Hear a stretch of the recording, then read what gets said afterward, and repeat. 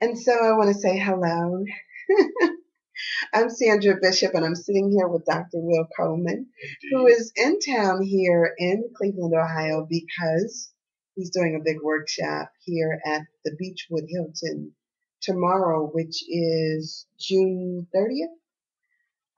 Tomorrow, right here. So you guys can still sign up for that workshop if you'd like to go to my page, if you want to friend me, or Spirituality Conference Group there here on Facebook too.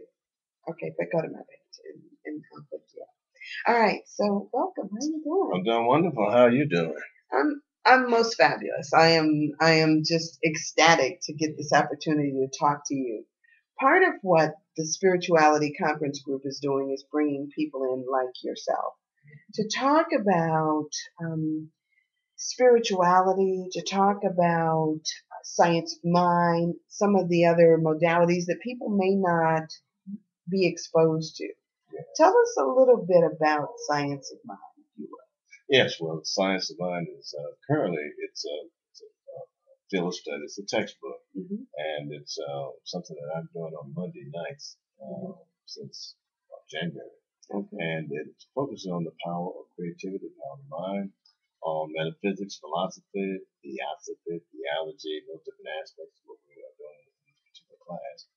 And what I like about it is that I also integrate that with um, different ways of understanding the biblical text as a creative project of mind of consciousness Okay. by going back to the original Hebrew and Greek languages and seeing how this wonderful text is also a product of human genius and is a model Mm-hmm. for how we ourselves can be very creative and experience full of potential of who we are in the image of creative power. Okay.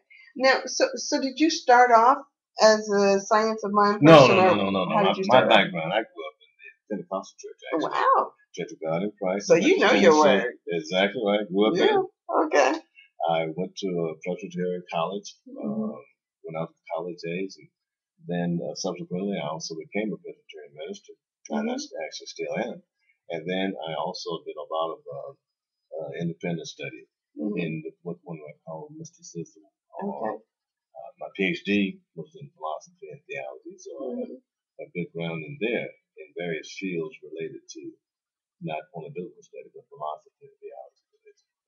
Now, there are a lot of people that seem to be afraid to venture out on different paths. Why do you think that Just is? conditioning. That's all it is. Conditioning. Conditioning.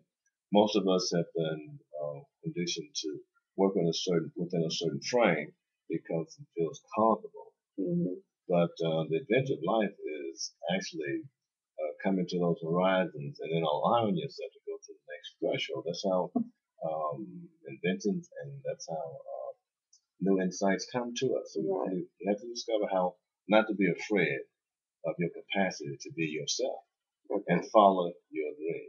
So do you think that there is a concerted effort, and I mean, I don't know for sure, but do you think there's a concerted effort by traditional churches to sort of marginalize other schools of thought, such as science of mind Well, or sometimes it's both mysticism? and. Mm-hmm. People become tradition because of what they become accustomed to, what they become comfortable with, what they have feel that they can have more direct control over. So it's not a simple concerted effort. It is a matter of people believe what they believe based on what they've been told. Mm-hmm. And we use an example, and I use this quite often. Most people believe what they believe about the Bible as a text based on what someone else has told them until Right. they have an opportunity to engage in some self-discovery, which is a Mm-hmm. lot of what I teach is that even when you look at this very powerful text, it has a history. Right. It has been shaped. Mm-hmm. It has been formed. It has a history in the Hebrew, a history in the Aramaic, in the Greek, and the Latin, and all these histories add to the layers of interpretation. Mm-hmm. And so when you begin to think that way and make that type of recognition, you realize that all knowledge in one way or another has come to you through some other source, which doesn't make it all bad, but that should be a point of departure for your own discovery of profound truth and of fulfillment. Okay. And sometimes you really do have to get outside of the norm Mm-hmm. in order to have that type of awareness and awakening made available to you. So now, how do you see science of mind different from what you were brought up believing? More fluid, definitely not dogmatic. Part of what I was brought up in had two components actually. Mm-hmm. There was one aspect that for me was very, very exciting because it was a form of what I call now ecstatic mysticism at the Mm-hmm. Pentecostal church. Very spirit driven, very in some ways fluid, extemporaneous, etc. Mm-hmm. But then there was another part that was more fundamentalist and more dogmatic. Mm-hmm. And so it was those two pieces in my own reality that were butting heads Mm-hmm. that became problematic for me eventually. Okay. But as I've gotten older, I still have also discovered ways to reconcile Right. those. That's your Mm-hmm. journey, Right. reconcile those differences.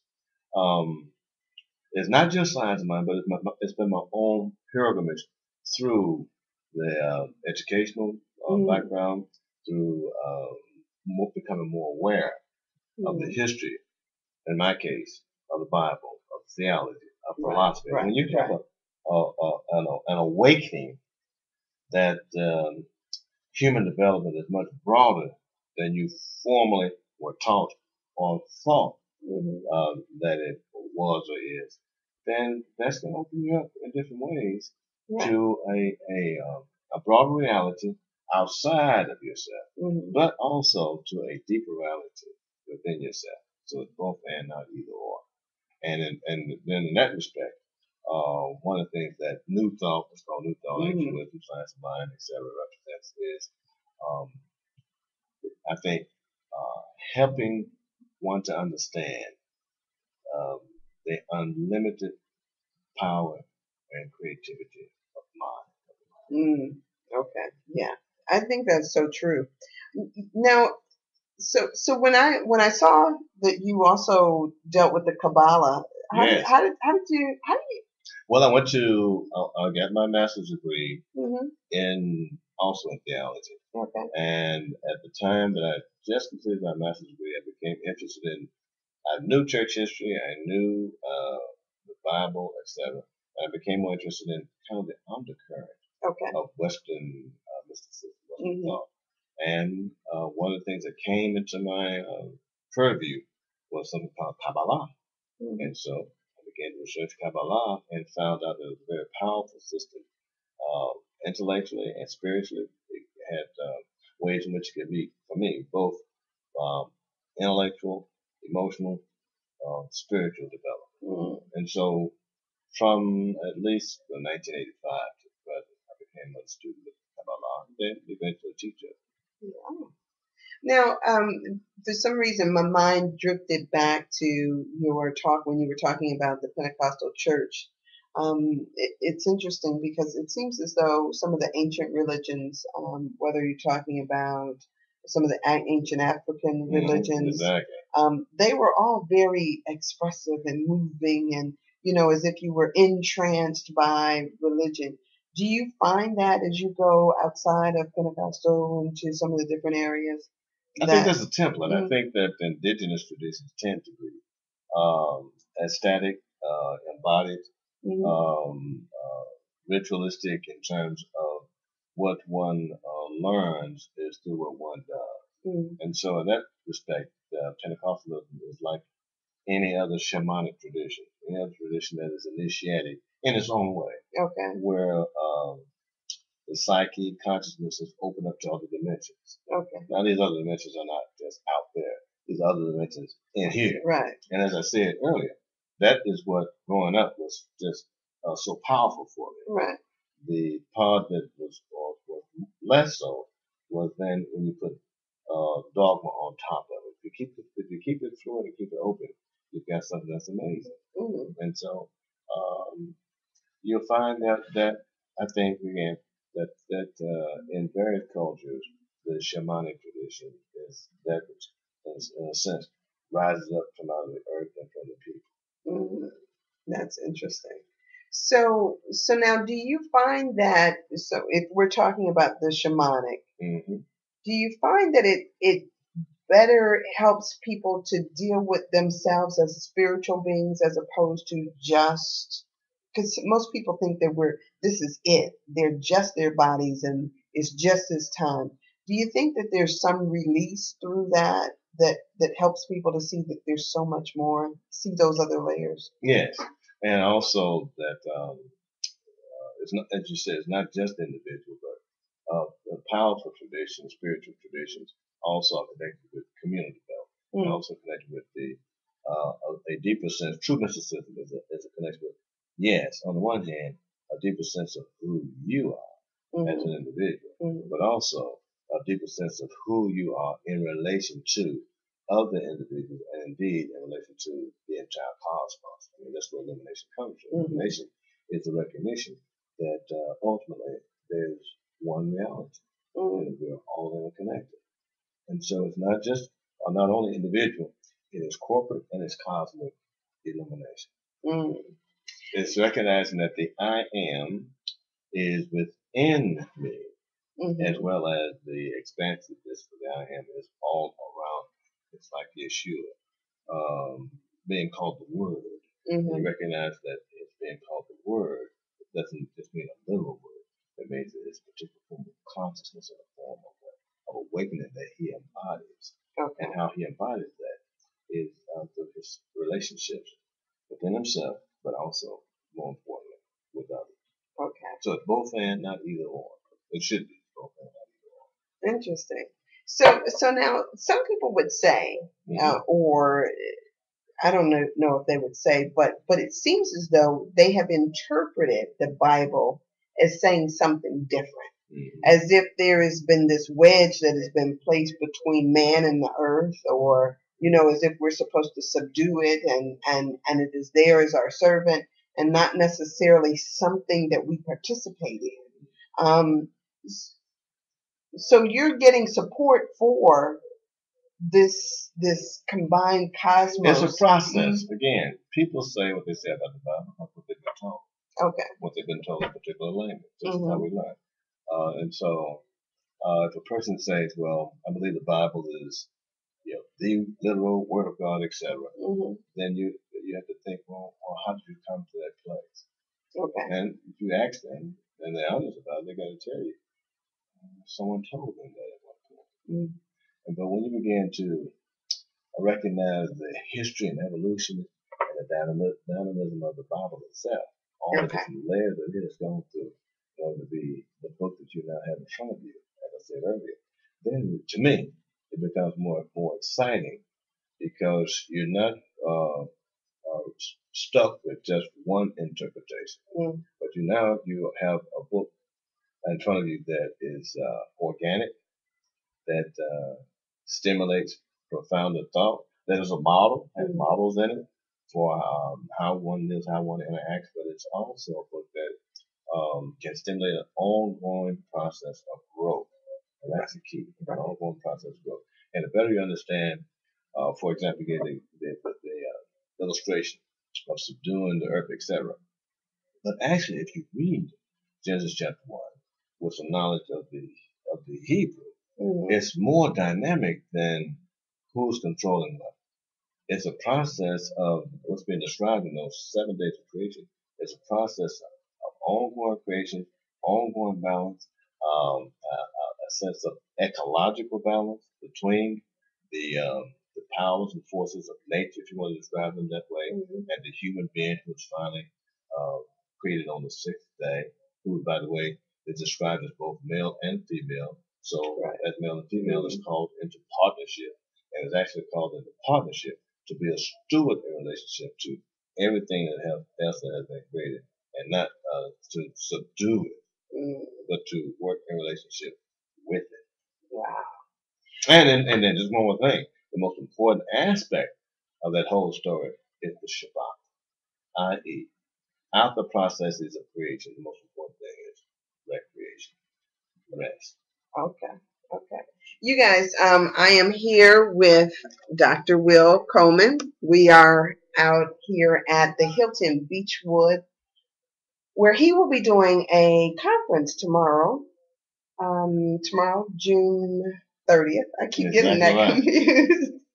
But he's here doing a conference put on by the Spirituality Conference Group, and I will be giving out more information on that if you're watching now or if you're watching sometime prior to that date, June 30th, 2012.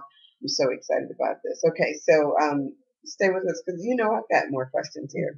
Very good. So, okay, so now most people have this different perception, especially coming out of Genesis. I've read both creation stories in Genesis, and when I read, I'm like thinking to myself, okay, there are two here. Yeah. But most people don't pick up on the idea that there are different ways and different messages that we receive throughout that. It's almost as if, like you're saying, people interpret it for us and then we believe it. That's right. And so what you do is you encourage people to look deeper into these things. To look deeper, to follow their hunches. Let's give an example you just alluded to. In Genesis chapter 2. This is why we know that there are two stories. Okay. Right at verse 4, chapter 2, the language shifts. Now, in the English, you see the word praise Lord God. Right. But in the Hebrew, it's more like Yahweh Elohim. In chapter 1, it's all the description of what the Elohim is the name used for the divine being is doing. Then, but right here at that scene, there's a shift.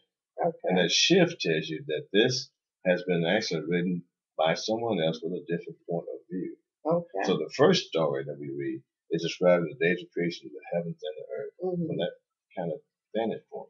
The second story describes it from really the earth to the heavens. And it's much more descriptive of how the human being is given power and authority in the garden to name the other creatures and also to be a steward in that garden. And then also this human being is, that's in the first story, both male and female. But here's the piece. If you're not looking at the Hebrew, you can't pick up on the nuances and poetry and the play of words that also are happening in the Hebrew that are not happening in the English translation. The English translation doesn't convey the sense that Adam is the description of a being, not the name of a man. You see the difference? Adam means earth being. It means someone who's taken from the earth. And in chapter 1, Adam is both male and female. So it's a male and female together in partnership that constitutes Adam. Really? Yes.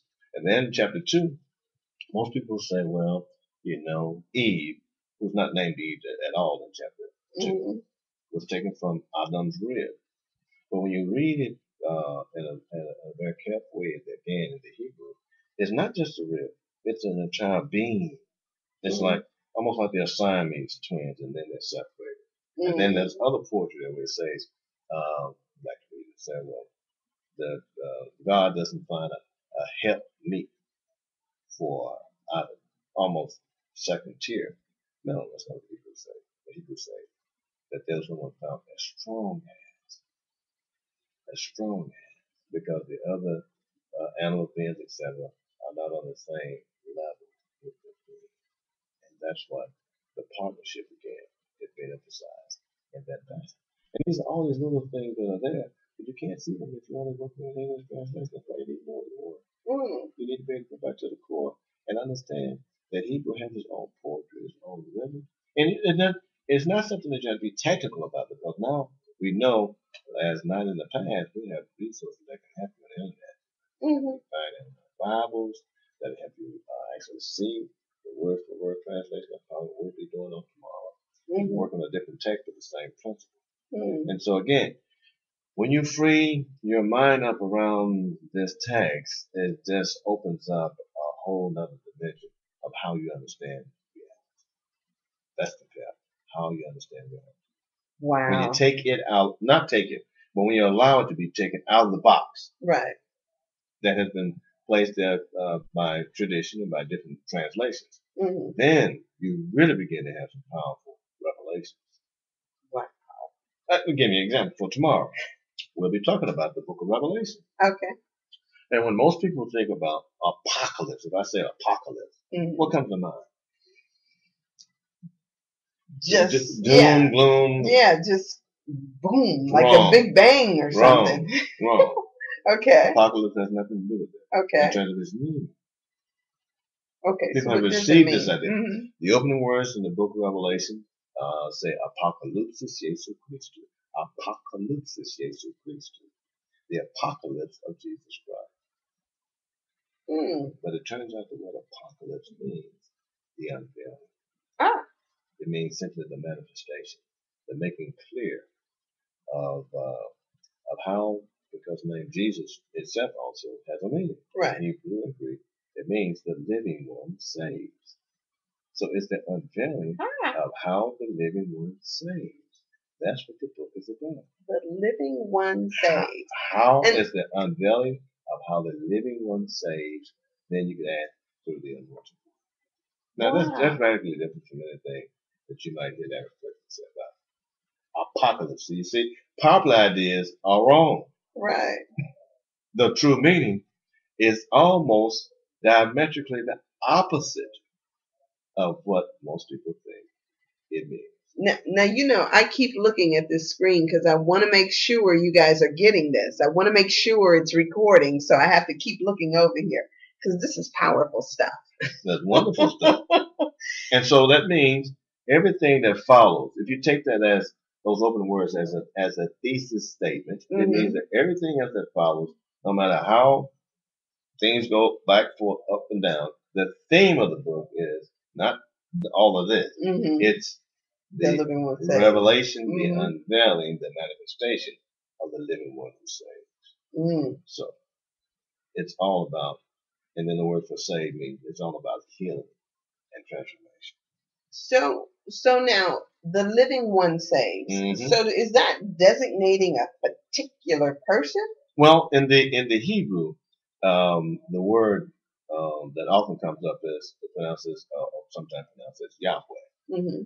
But what most people don't know is that that's a verb. Okay. And if you translate it as a verb, particularly looking towards the future, it is better it'd be better translated not simply as the self-existing one, but the living one. See, that's a different connotation. If the name of the deity is the living one, then it intrinsically means that that one is about life and not death. And then the name Yeshua, or Jesus, as it gets translated into the Greek, English, Latin, means it is Yeshua, meaning the living one, or Yah, the living one, saves. And that's why the name is a powerful name. That's why the name is a salvific name.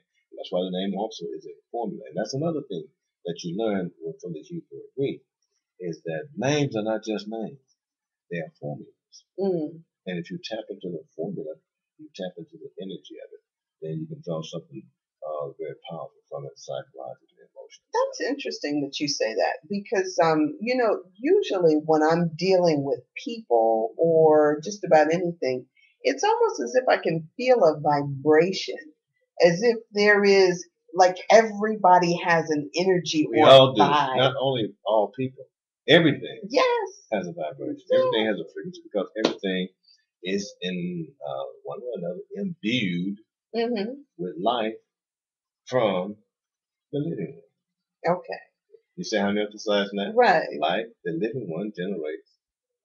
Right. So now, so in my, like when I do my meditations, it's almost as if I could get almost like the key of C, like if I could get that key of C, and that's the one that I feel like you vibrate on. It's almost as if I feel like I can connect with that energy. Realize that you're connected with that energy. The energy is all around us. Right. So illumination is a recognition, and mysticism, illumination, etc., are these moments when you remember. It's like prana yoga. We're always breathing, but prana yoga teaches you to pay attention to how you're breathing, and therefore enhance how you're breathing during your meditation. So the connection you're talking about is the awareness and the receptivity to what is. Okay. Okay. So, I mean, where do we go? Where do we go from here? This is just. You go deeper. This is just so powerful Of course stuff. it is. So, okay. So now this.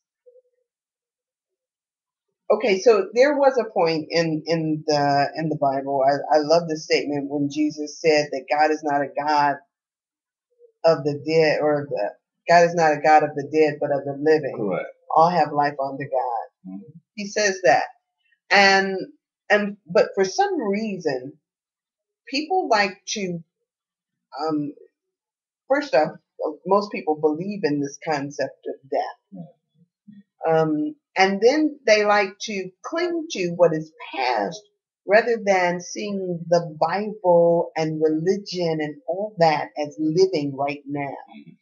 Yeah. Well, again, this is where a better study and understanding of the person who's most, if you put it as a person most significantly described in that book. Mm-hmm. I just said that it's not a name, it's not a noun, Mm-hmm. it's a verb. Mm-hmm. Well, it's a verb also a process. I'll give you an example. When Moses goes to somewhat in exile, he sees the vision of the burning bush. We're all familiar with that. Mm-hmm. And in English, it's translated as "I am that I am." In Mm-hmm. Exodus 3:14. Right. That's not quite accurate. That's too simple. What it actually says is, "I have been what I have been. I am what I am, and I will be what I will be." Mm-hmm. It's a yeah, I share a yeah, which is it's like a partnership. A yeah, I share a yeah, I share a yeah, I share a yeah, I share. I have been what I have been. I am that I am. I will be what I will be, which is a verbal form. So the essence of that being is not static, but dynamic, ongoing, and in process. Well, the being is dynamic, ongoing, and in process, and the being is the quote unquote the source of life. And that means also that life should be what? Ongoing, dynamic, and a process. Mm-hmm. The same thing comes up in the book of Revelation. Again, coded because you're only looking at the English, where it says, "I'm the Alpha, the Omega, the beginning, the end, the first and the last." We just kind of run through that. But it's a powerful statement. It's a restatement of, "I'm the first and the last letter of the Greek alphabet," which means I'm Luther. I am the first and the last of all things. I'm the beginning and the end. I am a process of ongoing renewal. Mm-hmm. And if the living one is a process of ongoing renewal, then what should we do? That's what we are, whether we recognize it or not. Again, it's the recognition that makes the difference. And it's right there in the Bible. Okay. Yeah, right there. So these are the kinds of things we'll be exploring on tomorrow in great detail. We'll talk about this idea of quote unquote the apocalypse and the book of Revelation. And also we'll be talking about human consciousness because we'll be talking about how the entire vision, all 22 chapters, occur inside of the mind. Okay. That's what's important. Right. Is that this is all taking place inside the mind of an individual who's involved in very deep meditation and who's reflecting on the meaning and essence of life in the midst of a very dire personal situation initially. Mm-hmm. And through the process sees a new possibility. And the new possibility is what we call the new heaven and the new earth. But most of us forget because we either become distracted or we've been told that this is only a book about what's going to happen in the future. Not recognizing that it was a book that was also social satire in its own time. He's talking about the wrong of God. And then in the midst of struggling with that, he has these insights that open up in his movie about apocalypsis, Jesus Christ, the revelation, uncovering, manifestation of the living one who saves. And saves all things new. Okay. Now, and okay. So when you say saves, the Greek word is soter, and soter we use it in English in a way that again becomes static. Okay. It means to. You think soter means to heal? Okay. It means to make whole. Mm. It's the word salvation again in the Latin interpretation of it is like an ointment, was used to heal a wound. Mm-hmm. So it's saying that the living one is the power that heals brokenness, pain, separation, etc. Mm-hmm. Which again makes great sense because the living one is about life, and the living one has to also be about restoration, Mm-hmm. healing. So now, this where you and I are in this body form, I have this thing because sometimes I think that because I know that I'm a spirit being and Mm-hmm. I'm now trapped in this body, Mm-hmm. though I may love my body, I'm still, to some extent, I feel like I'm trapped in this thing. Mm-hmm. Is this is this process necessary for my spirit, for my soul's growth, Yes. or why Yes, it why is. are we here? And yes, and in fact, this is where I think biblical spirituality differs from some other forms of spirituality, mysticism, which would say that the body is a bad thing, you're trapped in the body, you're trying to get out of the body. Mm-hmm. I know there's a school of thought Mm-hmm. that works that way. That's not the biblical idea at all. The biblical idea is that when Adam is shaped and formed from the earth, Mm-hmm. Genesis 1:27, that this is actually a very good thing because this being now has both the earthiness of Mother Earth that she has come from, Mm-hmm. and has an infusion of dynamic energy from the living one. Okay. It's a combination. So you could say that the body is also mind and spirit in a condensed form. Mm-hmm. And so when you take that approach, then you also recognize the importance of taking care of the body as the temple of Mm-hmm. life. Okay. So it's not something you're trying to escape. You make good use of this incarnation. Right. You take good care of it because it is dynamic, it's intelligent, Mm-hmm. and it is spirit at a different frequency, Okay. a different vibration. Mm-hmm. And that's why even when you have experiences of transcendence, the transcendence needs to come back and be grounded Mm-hmm. in your daily activity, Okay. so that they complement and reciprocate each other, and you're not in antagonism. Well, the body's bad, spirit is good. No, no, no, no, no. There is only spirit. Mm-hmm. Okay. There is only mind. Mm-hmm. It's a different thing. This is one. This is one reality, Okay. but different permutations, different expressions. Hmm. If something is out of balance in your mind, it's going to affect your body. If something out Right. of balance in your body, it's going to affect your body. They're connected. Right. Right. They're connected. Mm-hmm.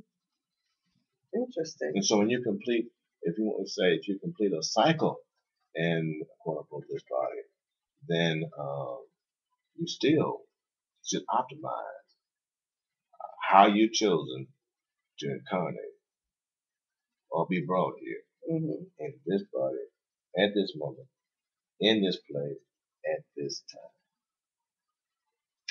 Okay. So now.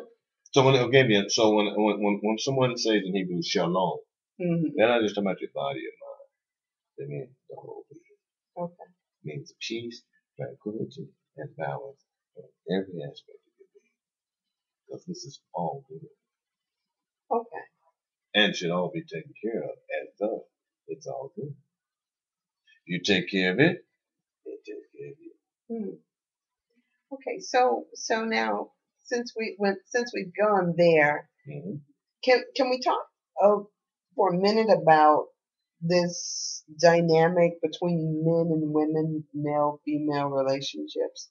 I mean, we we act as though again there is some battle or struggle Mm-hmm. in between male energy and female energy. Mm-hmm. What do you say about that? How does That's not what the Bible says. Not what yeah Genesis says. And again, in Genesis 1, 26, 27, what the Elohim, and that's the Hebrew word, mm-hmm, Elohim, really means the powers, mm-hmm, which have been creating darkness and light and the sky and water and earth, the sun, moon, stars, etc., swimming creatures, land creatures. What they say when they prepare to create what will become the human being, they said, let us make Els and man, that's German, they say, let us make Adam. mm-hmm, And let us make Adam in our image. Now that's a clue. that there's more than one being. Right. Let us make our dumb in our image and our likeness. Then they proceed to shape, almost like a midwife, out of the womb of the earth. They take this clay, you could say, and they begin to shape it in their image. And then it says specifically that Adam is shaped in the image of the Elohim as male and female, as equals and as complementary. And then the blessing for stewardship of how they work together and how they work in creation is what subsequently described, that you will have this type of authority / partnership together. So the idea of contention is not what the text is saying. The text is saying the opposite. It's saying that the first community and the basis for community is male-female in partnership. And now this is not only limited to male-female bodies, but to different expressions of consciousness. There's a form of consciousness that is primarily outgoing, outreaching, etc., shaping, forming. That's masculine. But if it's fecundating, if it's nurturing, sustaining, and birthing, it's feminine. Well, we both also are. We are all androgynous in that sense because there are different moments when we are both either or. So it has a specific incarnational form, but it also is more amorphous because we can express it in different ways because it's innate. And again, this is what it means to be an image of the creative power in the first place. Same thing is true with Genesis chapter 2, even though as you indicated, it's written by someone else. And we tend to try to subordinate the female to the male. That's not what it says. It says like this. It says that it's a being, not a rib. It's a being. And it's not a helpmeet. It's not a helpmeet. It is someone as strong as. Right. You need some water? No, I'm fine. Okay. So, because I feel like I'm like going That's through okay. having you I'm good. Okay, so now sin. Sin. Tell me about It means sin. Mr. Mark. And the Hebrew is from the root of the word is chet hata or chet or hata. It simply means to miss the mark. It means you have a particular goal or objective, or that something has been set for you to meet in terms of your highest aspirations. Right. But you miss it. And so when you miss it, what do? You correct it. Okay. So now we have. And then the various prescriptions actually that are enunciated in the Bible, which people take in a very rigid form, are actually ways of understanding cause and effect. Okay. If you understand the cause of something and what it is going to do, you're in a position to correct it. Right. And it will happen again until you recognize this is what you need to do to correct it. Okay. And once you correct it, that resolves it. Unless you hold on to it. So now where does all this fear come from? I mean, people have fearful thoughts. People fear God. People fear religion. People are just so imbued with other imposed and self-imposed fear. Fear torment. God, quite frankly, according to John, God is love. Right. And perfect love cast out fear. That's it. So I'm wondering, is it that we learn all this fearful thinking through our this idea that we're going to hell, or learn that and we're perpetuate. Learn and perpetuate. Some of it is based on history of control. No doubt about that. So what is hell? Hades. In the hell. I've said it before. Hell. You always have to think about the meaning of certain words and phrases that we just take for granted. Okay. So hell is a German word that's a translation of a Greek word, Hades. And then Hades is a translation of a Hebrew word which means Sheol. And these were in the biblical context, this is like the underworld. It's a place of limbo. It's a place of uncertainty, and most pointedly, it's a place of separation. Separation from the living one. Okay. And where does that happen? That happens in consciousness. Right. And when it happens in consciousness, then you also participate in making it a reality in the day-to-day walk. Mm-hmm. but it's happening here. Okay. The images that John sees of beasts and fire and breath on his shadow Okay. until he's able to break through and see beyond those limitations and see that we have no more fire, no more death, no more hell, because they've been thrown in the lake of fire. Mm-hmm. Where's the lake of fire? Mm-hmm. We are the ones, if we're not careful, who participate in creating hell within ourselves and in relationship with others. What did Yeshua say? Yeshua was the preeminent prophet preacher of the kingdom of heaven. Mm-hmm. Where did he say the kingdom of heaven was? He said the kingdom of heaven is, Within you. and so is the kingdom of hell. Okay. You follow what I'm saying? I follow what you're saying. I hope you guys are following what he's saying. Wow. Okay, so we're just at the 41-minute mark. Okay, good. Yeah. So Keep going. I'm good. Okay. So now all of this, I mean, so you've gone through and I know this is for Pentecostals, this must seem like, I mean, this must have set you on a road or a path out of. It's all part of a journey. Yeah. And I'm not the only one who's on this particular type of journey, which I recognize that too. Okay. But well, life is a journey, and freedom comes when you recognize your particular path and follow that path. Right. Follow that path. Follow that bliss. And don't be distracted by fear and by conditioning. Mm. And also be compassionate because the things that I now know I haven't always known. Mm-hmm. I've been through a series of processes in many years and decades. But I have peace of mind and body because of what I do know. And therefore I share it, attempt to share it with compassion and to have uh, more and more persons recognize the unlimited reality, not in which we live, but that we are. Yeah. That we are. You know, I have been teaching A Course in Miracles, which I love,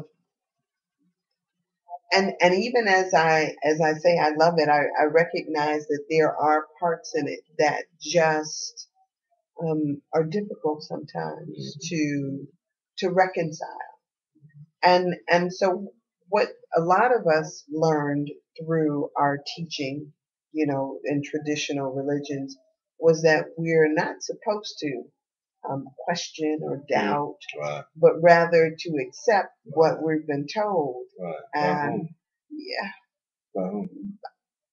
who knows by And whom? who said? Yeah. This is the point. I sometimes give people an exercise. Mm-hmm. What do you believe? It's like to believe about God. How did you come to believe it? And it's always the same. You believe what you believe because someone told you Mm-hmm.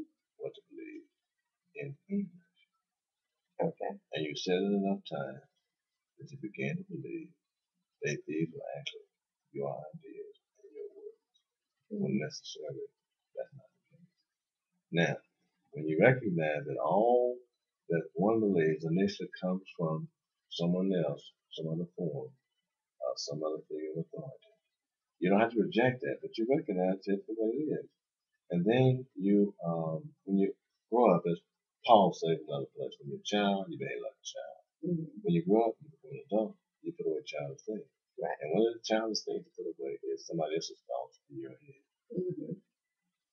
Mm-hmm. Discover and claim your own thoughts. Understand again how things will balance themselves out. If you want good to come into your life, do good.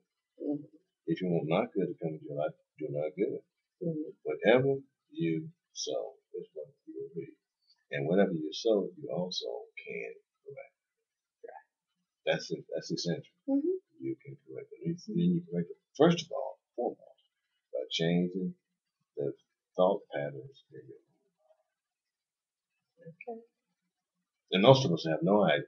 I don't say no, have a limited appreciation for how powerful our minds are. So now, we stay in a society right Mhm. now that is so um, that treats God as if God is an ATM machine. We just Mhm. put in the right code, bloop, Right. bloop, bloop, and we Right. get something out. So Right. you see people riding around in cars that, Right. with license plate about how blessed they are, Right. or some other symbolism.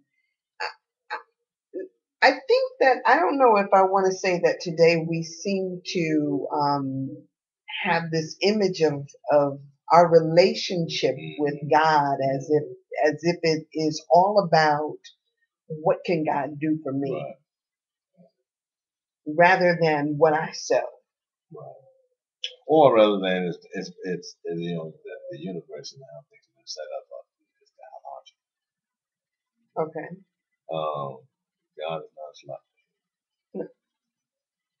We just said earlier that the living one is a dynamic being Mhm. and present future, and who gives us opportunity to express ourselves in various realms um, through that type of knowledge. So if you want to limit yourself to a slot machine God, then that will be the way that you'll interact, and it'll be kind of like the call response you'll get from the universe. Mhm. If you want to open yourself up to a broader horizon where you can find peace, tranquility, health, balance, wherever you are, Mhm. then that is what will also respond and connect with you. It's another way of saying that actually we participate in creating our reality, including our image of God. Right. Ooh, that's powerful. Ooh, that's powerful. Yeah, Gives me chills. yeah, it happens all the time. It happens all the time. Yeah. Gosh, you guys, I am so excited. I am too. Okay, so I'm talking to Dr. Will Coleman. And what is your website? Yes, my website is www.willcolemanphd.com. If you go there, you'll find an array of videos that you can watch. You can find more information about my background, myself, my Facebook page, my YouTube channel. They're all there. How to contact me if you want to participate in the free online classes that I offer every Monday night from 8:30 to 9:30 on the webinar format. All Mhm. that's there on the website. Wow. You guys, I know you have got to be as excited as I am. Tomorrow, June 30th, there is the conference right here in Cleveland, Ohio, Beechwood, Ohio, where Dr. Coleman will be speaking, and that's an all-day event. All day event, and it's a combination. It's not only that we'll be talking about the Bible, which we will, but it also includes meditation, includes various techniques that we'll use as we're learning from the model of the Book of Revelation, because the model in the Book of Revelation is also a very powerful meditative piece itself. Mm-hmm. We'll talk and work quite a bit on what constitutes mental transformation, and understanding that mental doesn't only mean the mind, it means the whole being, that type of transformation, because the reality of the newness that this person sees has an impact upon his whole being. So too it should for us. And we'll just be excited to take all kinds of questions that people might have about the biblical text. I think the most important thing, though, also is we'll be using resources that anyone can use. I will show people how to go on the internet using the same sources that I do. Read it for themselves. Don't take my word at all. Read it for themselves and become more familiar with just how amazing technology and the internet has made it possible for the average person to use resources which he or she could not have used, and that only scholars could use, 10, 15, 20 years ago. But now the average person can tap into, verify, for themselves Mm-hmm.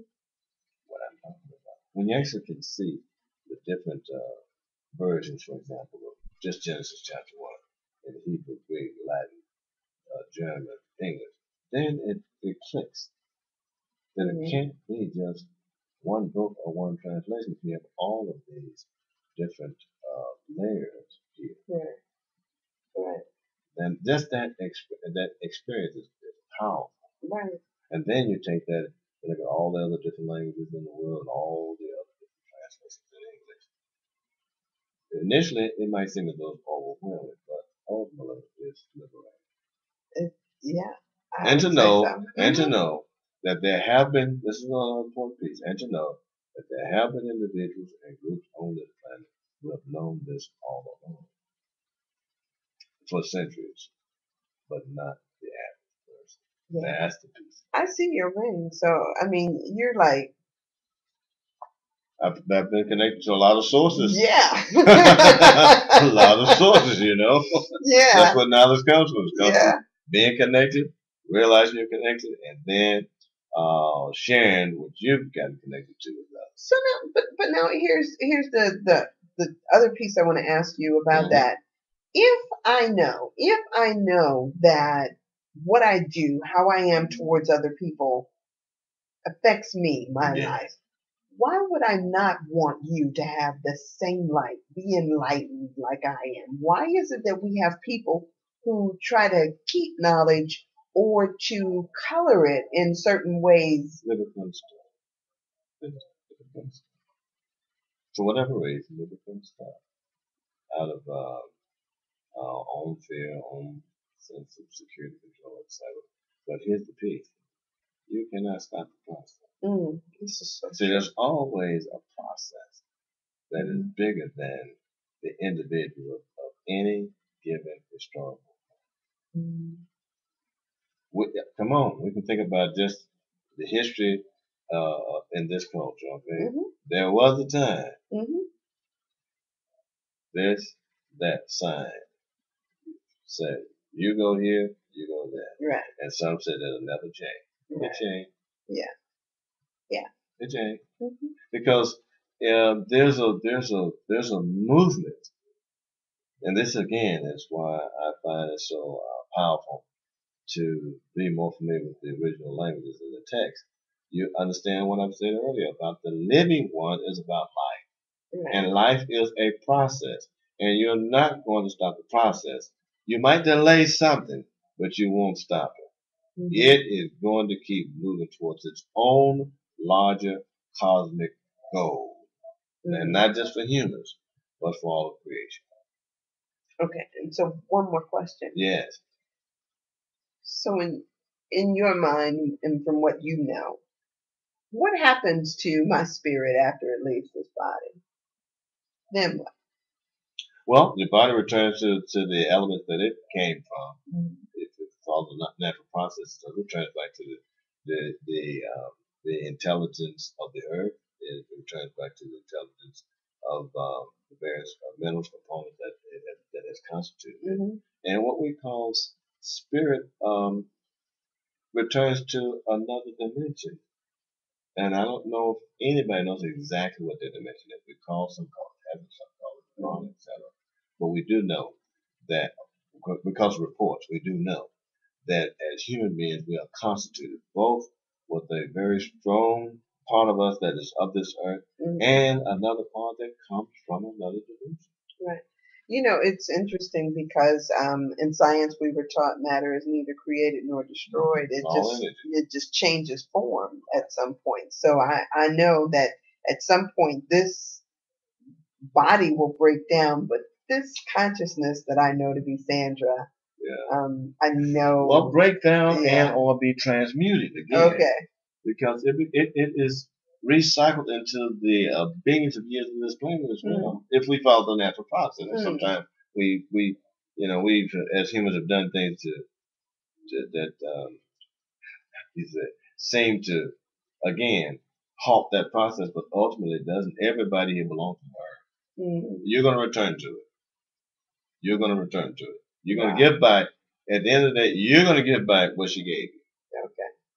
Now, The other aspect that comes from the dynamic, interstellar, intergalactic aspects of our beings, that too gets processed in some form. And the various mythologies of the world will say that. Various religions say the same thing also. We're both. We're both very much of this earth. We're also very much of another.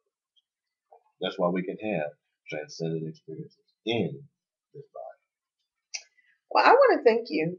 Thank you for your time and for your expertise and just all of this. It's just been so enlightening. Thank you for hosting me. This is wonderful. And I want to thank you guys for watching this program. It will be up on Ustream. It will be on my website. It'll be all over the place. So please, please, please share it with someone. It is important that that we get a better understanding of who we are, why we're here, all that good stuff. Exactly. Thank you so much. Yeah, and it is www.willcoleman.phd, all lowercase, .co. Okay, great. So you guys, thank you, and I love you, and I'll talk to you soon.